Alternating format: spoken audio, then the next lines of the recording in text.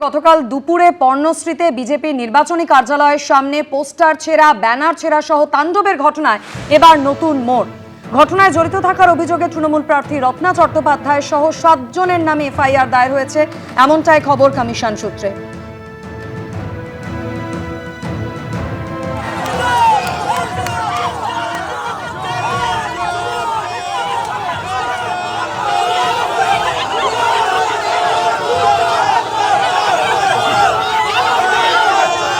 গতকাল দুপুরে বেহালা পশ্চিমের বিজেপি প্রার্থী ইন্দ্রনীল খাঁর নির্বাচনী কার্যালয়ে হামলা চালায় একদল দুষ্কৃতী। অভিযোগ, পুলিশের সামনেই ছিঁড়ে ফেলা হয় পোস্টার, ব্যানার। আর সেই ঘটনার প্রতিবাদ করে মিছিল করে একেবারে পর্ণশ্রী থানায় পৌঁছন বেহালা পশ্চিমের বিজেপি প্রার্থী। এরই মধ্যে থানায় পৌঁছন বেহালা পশ্চিমের তৃণমূল কংগ্রেস প্রার্থী রত্না চট্টোপাধ্যায়, আর তারপরই পরিস্থিতি উত্তপ্ত হয়ে ওঠে।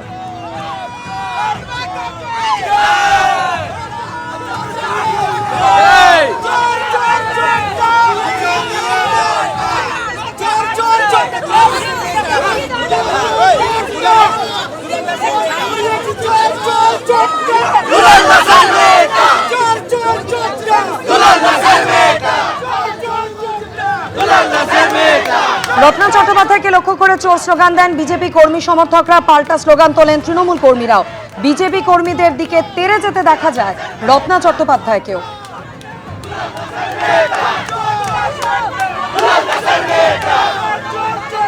পর্ণশ্রীতে বিজেপি নির্বাচনী কার্যালয়ের সামনে পোস্টার, ব্যানার ছেঁড়া সহ তাণ্ডব কাণ্ডে নতুন মোড়। এবার ঘটনায় জড়িত থাকার অভিযোগে তৃণমূল প্রার্থী রত্না চট্টোপাধ্যায় সহ 7 জনের নামে এফআইআর দায়ের করা হয়েছে, এমনটাই খবর কমিশন সূত্রে। আরো বিস্তারিত জানাবেন প্রতিনিধি রুমা পাল, আমাদের সঙ্গে রয়েছেন। রুমা, দেখো, জানি নাকি কালকের এই ঘটনায়, যেখানে পর্ণশ্রীর যে ঘটনা, যেখানে কিন্তু দেখা যাচ্ছে সিসিটিভি ফুটেজ সামনে এসছে এবং সেই অভিযোগও করা হয়েছে বিজেপি পক্ষ থেকে এবং এফআইআর লঞ্চ করা হয়েছে। ইতিমধ্যে জানি রাখি যে নির্বাচন কমিশনের নির্দেশে কিন্তু এই এফআইআর লঞ্চ করেছে পুলিশ। অন্যদিকে রত্না চট্টোপাধ্যায় সহ 7 জনের বিরুদ্ধে এফআইআর লঞ্চ করা হয়েছে, যেখানে বলা হচ্ছে যে সেখানে কিন্তু ভ্যান্ডালিজম যেগুলো করা হয়েছে সেই সবই রত্না চট্টোপাধ্যায় সেখানে উপস্থিত ছিলেন এবং তার বিরুদ্ধে এই একদম এফআইআর করা হচ্ছে। এখন কিছু বেলেবল সেকশন আছে, কিছু নন বেলেবল সেকশন আছে। এখন দেখার যে এই বিষয়টা পুলিশ কিভাবে নিচ্ছে, কারণ অভিযোগ করা হয়েছে যে সেই সময় পুলিশ সামনে দাঁড়িয়েছিল, কোনো ব্যবস্থা নেওয়া হয়নি, এমনকি সেন্ট্রাল ফোর্সও সেখানে ছিল না। ধন্যবাদ রুমা।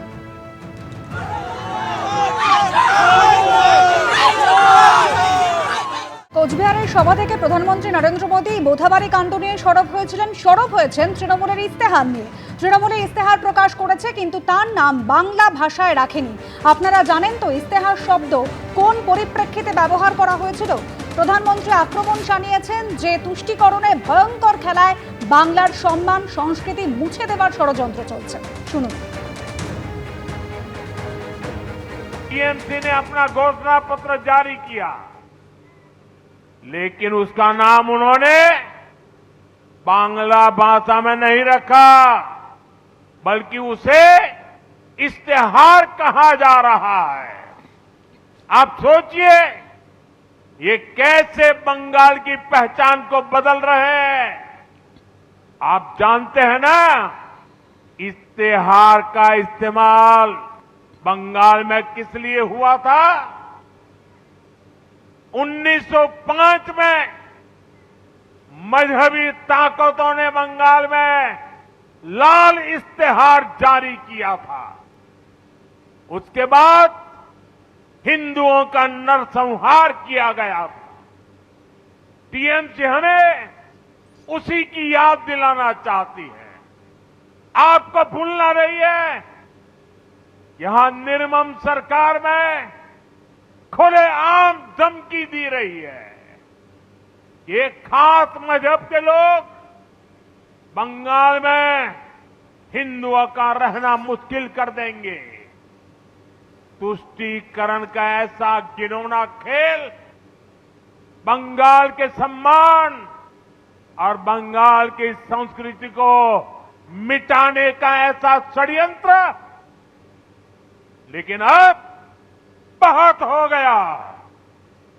अब बंगाल की पहचान बदलने वालों की विदाई बंगाल ने तय कर ली है। एक बार বাংলার পরিচয় বদলানোর চেষ্টা যে করছে তার বিদায় হবে। পাল্টা কি বলেছেন ব্রাত্য বসু, দেখুন। ইস্তেহার শব্দটা ব্যবহার করে আমরা যদি মুসলিমদের তুষ্টিকরণ, এই শব্দটা উনি ব্যবহার করেছেন, তুষ্টিকরণ করে, তাহলে উনি অনেক বেশি চীনারে তুষ্টিকরণ করেন। আর সারাক্ষণ চায়না উনি করেন, কেননা চা শব্দটা উনি গেলে চা ওরা বলেন। এই চা শব্দটা হচ্ছে চীনা শব্দ, চিনি শব্দটা হচ্ছে চীনা শব্দ। ওনার খুব খেতে ভালো লাগে, উনি অনেকবার ইন্টারভিউতে বলেছেন আনারস। এই আনারস শব্দটা হচ্ছে পর্তুগিজ শব্দ।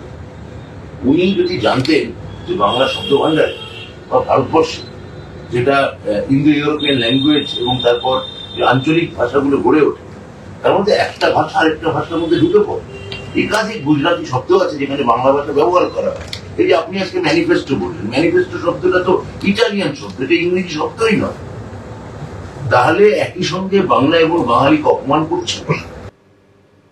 ভোটের নির্ঘণ্ট ঘোষণার পর প্রথমবার রাজ্যে এসে ফের পরিবর্তনের ডাক দিয়েছেন প্রধানমন্ত্রী। বললেন এবারে নির্বাচন হবে ভয়হীন, নিরপেক্ষ।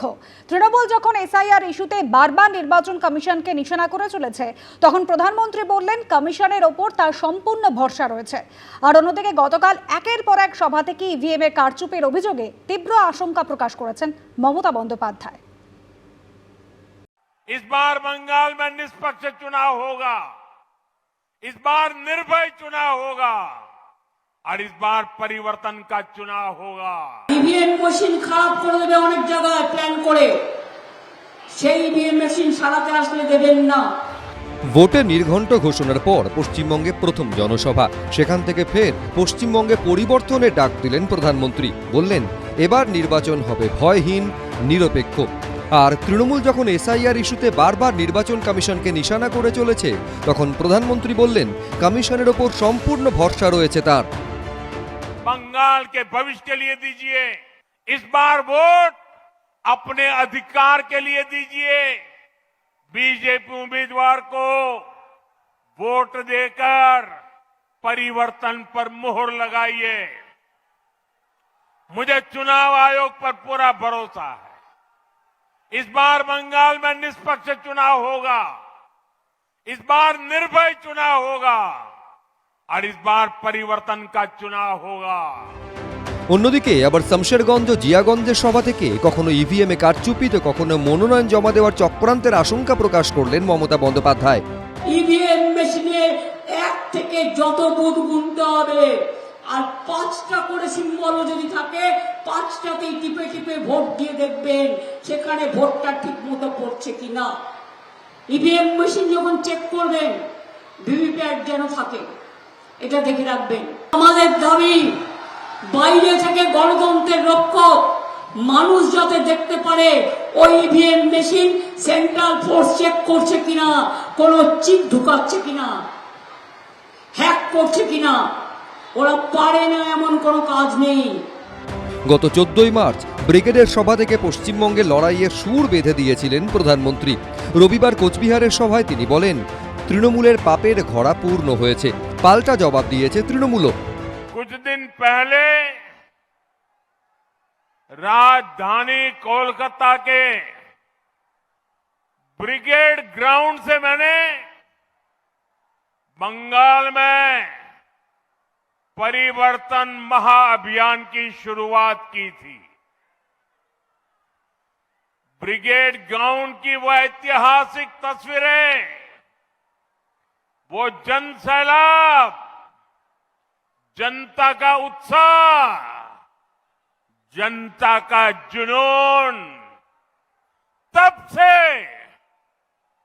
पूरे टीएमसी सिंडिकेट घबराया हुआ है। और आज मैं देख रहा हूं ब्रिगेड ग्राउंड में जो बिगुल बजा, कुछ बिहार ने उस पर पक्की मोहर लगा दी है।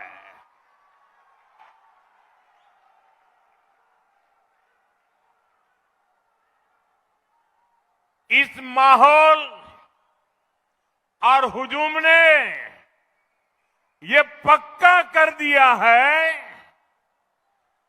टीएमसी के पापों का घड़ा अब भर चुका है।